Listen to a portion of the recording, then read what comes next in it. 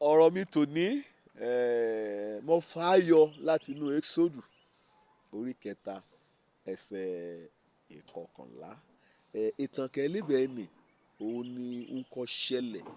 láàrin Mósè àti Ọlọ́run Olódùmarè. Ọlọ́run kọ sí ọkùnrin ibi ó ti dáràn nínú igbó, koríko àtúná wọn bẹ̀rẹ̀ sí í jó, òun náà ní í jó, ejò ṣùgbọ́n dídú àwọ̀ ewéko ọ̀rá èèyàn ewéko ni èèmù yí padà o, òun ní lè bá Mósè lérò. Ọlọ́run mọ̀ọ́mọ̀ lò láti pe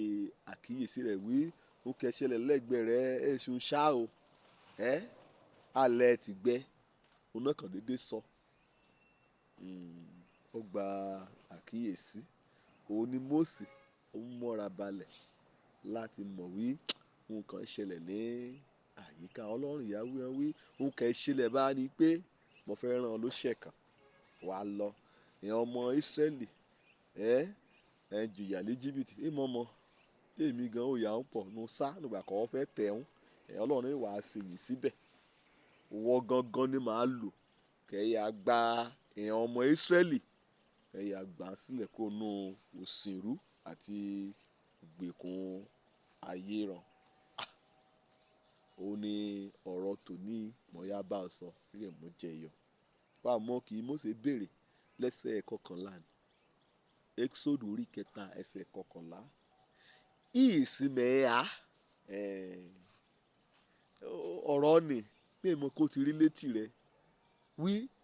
èsì bí mi gan ó èdè ìbè lọ́wọ́ Ọlọ́run kí tèmi ti jẹ́ kẹ́ẹ̀ka mi yẹ èmi náà Ìsi Mẹ I Hà ó ní àkórí ọ̀rọ̀ tòní sí ọ bóyá wọ́n ti bèrè lọ́ra rẹ náà Ọlọ́run bá mú àmú ọ̀sìn gómìnà olùkọ́ ẹ̀ àná lóògbà múri wo yóò mọ lérò rẹ wo yóò mọ ká sí ṣùgbọ́n kọ́lọ́run bá fẹ́ ṣeun ẹ̀ṣọ́ ni kan ti yẹ líkété ọ̀nìyàn èṣù kọ́lọ́run máa ń lò lọ́pọ̀ ọgbà Ọlọ́run àràn ló ṣẹ́ Ìsi Mẹ I Hà ọ̀dọ́ olóòótọ́ èyí ni àmì ọ̀nì ọlọ́rẹ̀lẹ̀ kí ìrora rẹ̀ wí èmi náà ni mo kójú òṣùwọ̀n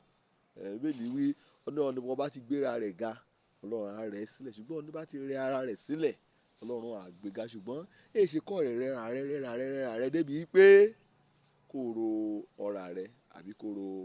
ayé rẹ̀ pin. Mósè yé èmi Ọlọ́run wẹ́ẹ̀ mọ̀ mí ni o èmi kì í mẹ́ jẹun kankan èmi kì í mẹ́ yẹ èmi kò jẹ́ pé ṣe náà wá ká l'Éjíbítì ń gan kà ń wá kán ta mọ́lọ́pàá mú mi èmi mọ̀ ti pànìyàn rí kì mọ̀ ti sá lọ èmi kò jẹ́ pé mo ti di alárin kiri ìsáǹsá ni mẹ́ àlébẹ̀ èmi kò jẹ́ pé kí mọ̀ tí a sọ̀rọ̀ gan níwájú Pharaoh gan kémi pẹ̀lú rẹ̀ gan ti sọ̀rọ̀ gan bá mo ti kó lòlò ṣé àwọn àgbà mi gbọ́ gan Ìsi Mẹ kó mú mi pè Ọlọ́run ìyẹn ọmọ Ísírẹ́lì ń gan kò rán mi sí kò ẹ̀ máa ya aṣọ̀gá lórí nìgan ṣé ẹ yóò gbà mí gbọ́ Ìsi Mẹ I Hà Ọlọ́run bóyá òbèrè náà kò béèrè lọ́ra rẹ lórí náà lè yí ni o Ọlọ́run bá wọn àṣe nǹkan àìṣòwò àìṣòkọ̀ ẹ jẹ́ kọjẹ yàn án àmì ṣe okòrè nífẹ̀ẹ́ ṣe kó wọ̀ gan kó fúnra rẹ gan kó bá ṣàyè o kó ti tó gan ọlọ́wọ́ rẹ kó tàbí ní Ọlọ́run ohunkóhun kó bá yọ àwílé pa àtọ́ra rẹ ẹ̀ṣọ́ rẹ̀ kẹ́ àwọn Ọlọ́run fúnra rẹ̀ òun ní pàṣẹ òun ní sọ nǹkan ṣẹlẹ̀ òun láwí òun kò bá gbèyìn ọ̀rọ̀ kò bá gbèyìn nínú ayé rẹ bẹ́ẹ̀ mọ àwáwí kan yóò ṣe ọ̀pọ̀lọpọ̀ gbà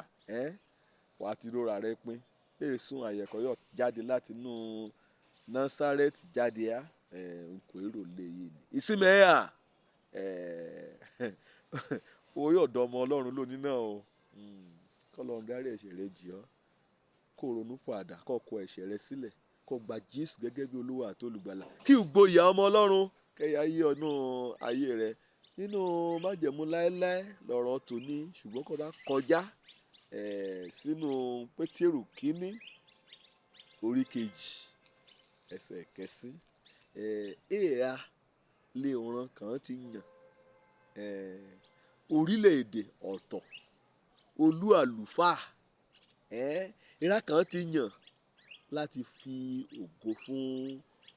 orúkọ Ọlọ́run. Wọ́n bá ti nú Jésù Kristi bẹ́ẹ̀ni wí ọ́ni kọ́ni bá nú Kristi Jésù ọ̀dẹ̀ ẹ̀dá tuntun ohun àtijọ́ ti kọjá lọ kétékété ọ̀dẹ̀ tuntun bí ọmọ ọba láyà bí òran olú àlùfáà láyà ìran kan ti yàn kan ti sàlẹ̀ ẹgbẹ́ ẹ̀ṣọ́ ni ṣá gbóyà rẹ ẹnu Kristi Jésù torí títóbi lọ ni kì í gbénu rẹ ju ra kì í gbénu ayérayé mọ̀dẹ̀ rọra rẹ pín o mọ̀dẹ̀ gbà wí èso ayẹ̀ kọ́ ọjà nínú ayé rẹ wọ́n bá ti rí Ọlọ́run èyí ọmọ ayé rẹ ṣe gbàgbọ́ nínú rẹ̀ wí kọ́ bá ti di ọmọ Ọlọ́run wọ́n ti di àyànfẹ́ wọ́n ti di ọmọ ọba wọ́n ti di ìran ọ̀nìyàn kan yàtọ̀. Òjó lórúkọ mi ọmọ àbálábí tán wọn àfẹ́ mọ kí tèmi ti jẹ́ ọ̀nìkan gbàlà kárí dìde sílé ìjọba Ọlọ́run ire o.